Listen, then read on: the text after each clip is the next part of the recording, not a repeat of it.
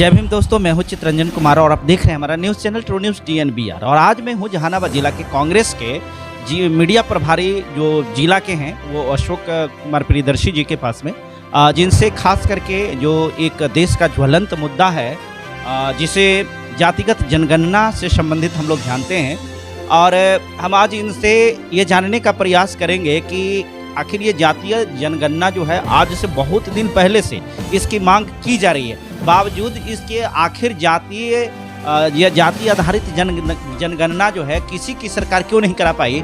हम चूँकि ये कांग्रेस के नेता हैं इसलिए हम इनसे जानने का प्रयास करेंगे। सर, सबसे पहले हमारे चैनल में आपका स्वागत है और हमको ये बताइए कि बाबा साहब का जो सिद्धांत रहा था, जो आरक्षण का जो एक आधार बना था, जो जात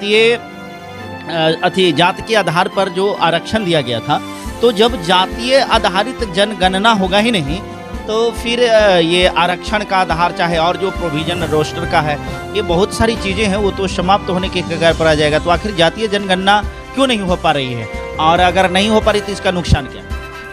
सर्वप्रथम आपके ट्रू न्यूज़ चैनल्स के माध्यम से देख रहे सभी श्रोताओं का मैं अभिवादन करता हूँ, नमस्कार करता हूँ। जय भीम।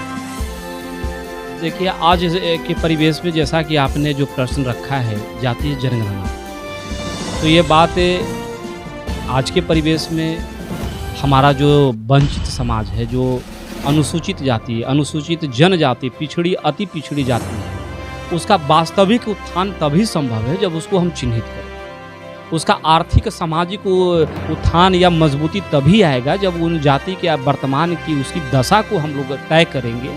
तो उसके लिए निश्चित तौर पर जातीय जनगणना करनी तो आवश्यक है। जब तक हम जातीय जनगणना नहीं कर लेते हैं तब तक उनकी स्थिति दशा दिशा को हम नहीं समझ सकते। और यह बात आज के परिवेश की बात नहीं है। देश आज़ादी के पहले 1931 में ही जातीय जनगणना भारत में पहली बार हुआ और तब बाबा साहब का भी समय था। और उस समय में हमारा जो समाज जो था कई रूप खंड में बटा हुआ था। देश आज़ादी के पहले की स्थितियाँ अलग थी, देश आज़ादी के बाद की परिस्थितियाँ बिल्कुल बदली। लेकिन फिर भी उस समय जब हमें कोटिबद्ध किया जा रहा था, चूँकि समाज में एक नया देश के निर्माण की जब बात चल रही थी, तो वैसे में कोटिवार समाज का निर्माण कौन किस जाति से मैंने कहाँ रखा जाएगा, किसको कैसे रखा जाएगा, ताकि उसका विकास कैसे होगा, ये बात पहले प्रारूप बना ली गई थी। बाद के दिनों में जवाहरलाल नेहरू के टाइम में काका कालेलकर एक कमीशन का गठन भी किया गया था। उसके माध्यम से भी जातीय जनगणना के प्रति जो है कि विचार किया गया। बाद में मोरारजी देसाई जी हों, उसके बाद के भी यहाँ तक कि मनमोहन सिंह के सरकार तक ये बातें आई। बीच में मंडल कमीशन, वो भी कांग्रेस के समय में आया था, जो कि पिछड़ी और अति पिछड़ी जातियों का उत्थान कैसे होगा जिसके लिए विचार किया गया था, जिसको बाद में विश्वनाथ प्रताप सिंह ने भी मंडल आयोग को सिफारिश किया था। एक चीज़ मैं मीडिया के माध्यम से बताना चाहता हूँ कि वर्तमान में जो देश की सरकार है, 2011 में इनके एक गोपीनाथ मुंडे एक बहुत बड़े भाजपा के कद्दावर नेता हुआ करते थे। वो संसद में बहुत मजबूती के साथ ओबीसी के पक्ष में, चूँकि वो भी ओबीसी से आते थे और भाजपा के नेता थे, सांसद थे, उन्होंने मनमोहन सिंह की सरकार में जातीय जनगणना की बात को मांग को रखी। आज जब भाजपा जो पूर्ण रूपेण जब बहुमत में है, सब तरह से पूर्ण रूप से है, तो जातीय जनगणना तो करा देनी चाहिए भाजपा की सरकार। बिना जातीय जनगणना कराए हुए हम आर्थिक सामाजिक उत्थान और मजबूती प्रदान नहीं कर सकते समाज। जातीय जनगणना के लाभ जो है, इससे के लाभ आपने बताया कि जो भी यहाँ आरक्षण के आधार पर लाभ मिलना होता है या उसको चिन्हित करने का एक माध्यम है जातीय जनगणना। लेकिन आज के परिवेश में अगर देखा जाए तो लोग आरक्षण को समाप्त करने पर तुले हुए हैं। कॉन्स्टिट्यूशन में जो लोगों को फंडामेंटल राइट दिया गया है, अधिकार जो दिया गया है, उस अधिकारों को समाप्त किया जा रहा है। तो फिर यह जातीय जनगणना कराने से क्या लाभ होगा? देखिए, अभी आपके चैनल से एक बहुत बड़ी बात मैं कहने जा रहा हूँ। हो सकता है कि जो हमारे समाज के जो ना समझ लोग हैं हमारी बातों से इत्तेफाक न रखें। हो सकता है हमारी बातों पर लोग अपना आलोचनात्मक बात कहें, लेकिन मैं कहूँगा समय परिवर्तनशील है। एक ज़माना था, बुद्ध का ज़माना था, उस समय भी क्रांति हुई थी, बुद्ध के ज़माने में क्रांति हुई थी, परिस्थितियाँ अलग थी, उस समय के क्रांति का स्वरूप अलग था। बाबा साहब का युग आया, उस समय की परिस्थितियाँ कुछ अलग थी, उस समय की क्रांति का स्वरूप भी अलग था। बाद के कालखंडों में बहुत सारे महापुरुष, बहुत सारे पुरोधा देश में आए, उनके ज़माने में अलग अलग परिस्थितियाँ रही। आज के वर्तमान परिवेश में परिस्थितियाँ अलग है और आज के परिवेश के हिसाब से निश्चित तौर पर जातीय जनगणना होनी अति आवश्यक है। रह गई बात आरक्षण की, तो आरक्षण ठीक है, जो लोग चाहते हैं कि आरक्षण समाप्त हो, हम भी चाहते हैं कि आरक्षण का कोई मामला न रह जाए। आरक्षण समाप्त कर दीजिए।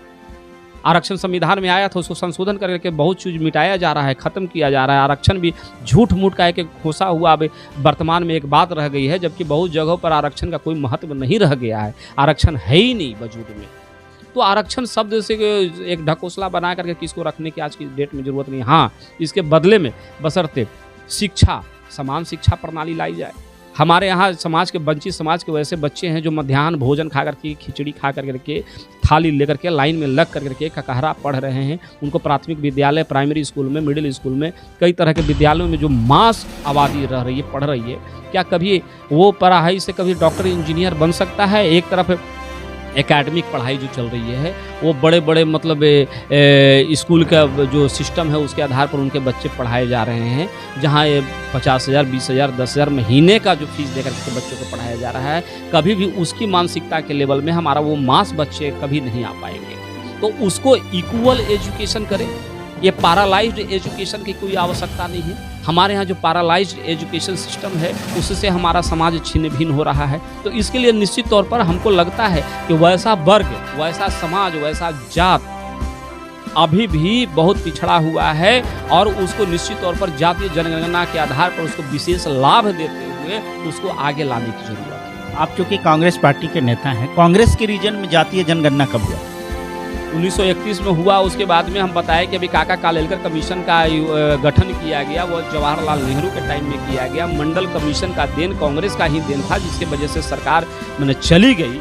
कुछ वैसे कुछ बुर्जुआ लोग हैं, देखिए एक वर्ग होता है जिसको जाति से नहीं जोड़ा जा सकता। बहुत सारे सवर्ण जाति के लोग हैं जो समाज और देश के हित में सोचते हैं, हम उनको सैल्यूट करते हैं, उनको सलाम करते हैं। लेकिन कुछ वैसे जो जमात के लोग हैं जो आज भी चाहते हैं कि हमारे यहाँ राजशाही तंत्र बना रहे और हम कुछ वर्ग के लोग जो है कि कैसे देश को लूटते खसोटते रहे, कैसे बरगला के रखे रहे, वो कभी नहीं चाहते कि जातीय जनगणना हो। वो किसी पार्टी का व्यक्ति नहीं हो सकते, वो किसी जात का व्यक्ति नहीं हो सकते, एक वैसे विचारधारा के व्यक्ति। आप जातीय जनगणना चाहते हैं कि हम 100% चाहते हैं कि जातीय जनगणना हो। जब तक जातीय जनगणना नहीं होगी तब तक हम आर्थिक, सामाजिक, शैक्षिक सुधार की बात नहीं। आपको लगता है कि बीजेपी अपनी शासन काल में जातीय जनगणना कराएगी, ऐसा लगता है? देखिए, बीजेपी अभी तक वही काम कर रही है जो देश को सिर्फ डिवीजन करने, खंडित करने की कोशिश में लगे हैं। और उनको मालूम है, जबकि नरेंद्र मोदी खुद पिछड़ा वर्ग के एक नेता हैं, उनको चाहिए, अमित शाह जी हैं, बहुत सारे लोग हैं बीजेपी में जो बैठे हुए लोग हैं, जिनको कुछ कारपोरेट घराने के लोग चला रहे हैं। इन लोग को समझ में नहीं आ रहा है कि इनका समाज सबसे ज़्यादा शोषित समाज, इनको चाहिए कि जातीय जनगणना कराएं। लेकिन अब जातीय जनगणना कराते हैं कि नहीं कराते हैं, इसके लिए तो हमारे बहुत सारे रीजनल पार्टी, देश के छोटे छोटे राज्यों से बहुत सारे लोग, यहाँ तेजस्वी यादव जी भी कहा कि मैं दिल्ली से बिहार तक का पद यात्रा करूँगा। ऐसे कई राज्यों में परिस्थितियाँ चल रही हैं और हम आह्वान करते हैं आपके चैनल के माध्यम से, वैसे देश के तमाम छोटे छोटे पार्टियों को जो विपक्ष में रह रहे हैं, उनको चाहिए कि आज देश की अस्मिता खतरे में है, तो कम से कम ये इसका कारण, मूल कारण है कि हम आर्थिक, सामाजिक और शैक्षिक स्तर पर अभी तक समृद्ध नहीं हुए।